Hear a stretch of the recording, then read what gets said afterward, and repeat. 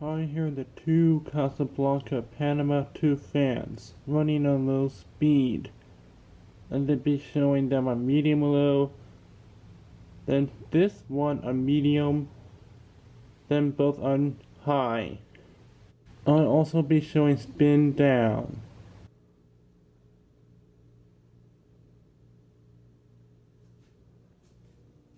This one has a pull chain replaced and is 3-speed instead of 4-speed, but both were originally 4-speed.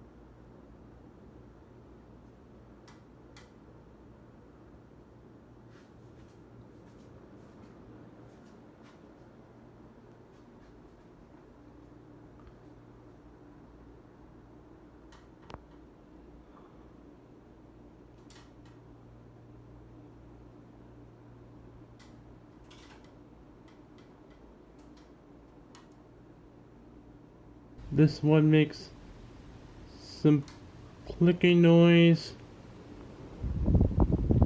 and they have slight wobble and blow tons of air with XLP 2000 motor.